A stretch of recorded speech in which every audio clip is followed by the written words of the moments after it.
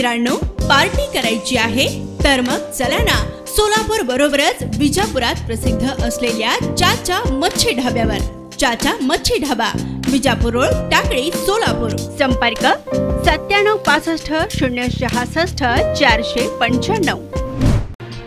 Republican party of India चे राष्ट्रीय अध्यक्ष दीपक निकाळजे यांच्या आदेशानुसार संपूर्ण भारत देशात व महाराष्ट्रातील संपूर्ण जिल्ह्यात ईव्हीएम हटाओ देश बचाओ लोकतंत्र बचाओ अशी आंदोलने सुरू आहेत. या अनुषंगाने सांगली जिल्हाध्यक्ष महादेव होवाळ यांच्या नेतृत्वाखाली सर्व पदाधिकारी कार्यकर्ते यांच्या उपस्थितीत आंदोलन करण्यात आले आहे. यावेळी ईव्हीएम विरोधात भारत देशातील मोठमोठ्या IT सेंटर मधील एक्सपर्ट तज्ञ वैज्ञानिक तसेच सुप्रीम कोर्ट वकील न्यायाधीश हे आंदोलन करून सहभाग नोंदवत आहेत.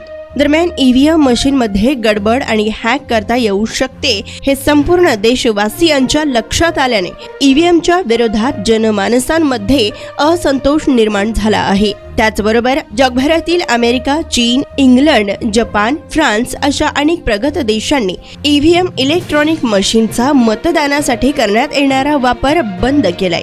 त्याचप्रमाणे आपल्या भारत देशातही यापुढे मतदानासाठीही ईव्हीएमचा वापर बंद व्हावा यासाठी रिपब्लिकन पार्टी ऑफ इंडिया पक्षाच्या वतीने आज सांगली जिल्हाधिकारी कार्यालयासमोर ईव्हीएम मशीन प्रतिकात्मक पोस्टरचे दहन, भव्य निदर्शने करत अशा पद्धतीचे ईव्हीएम हटाओ ईव्हीएम जलाओ अशी आंदोलने करण्यात आली. तर यावेळी पदाधिकारी आदी उपस्थित होते. रिपब्लिकन पार्टी ऑफ इंडियाचे राष्ट्रीय अध्यक्ष दीपकभाऊ निकाळजे साहेबांच्या आदेशानुसार आज आपण सांगली जिल्ह्यातील जिल्हाधिकारी कार्यालयासमोर ईव्हीएमच्या विरोधात ईव्हीएम हटाओ या बाबतीत जोडो मारो आंदोलन ईव्हीएमच्या पोस्टरवरती प्रतिकात्मक जोडो मारो आंदोलन या ठिकाणी करण्यात आलं.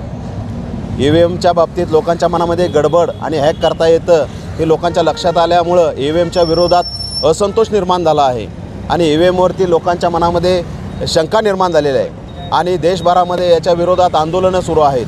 प्रगत राष्ट्रांनी ईव्हीएमचा वापर बंद केला आहे, त्यांनी बॅलेट पेपरचा वापर सुरू केला आहे. मग भारत देशामध्ये ईव्हीएम मशीन का?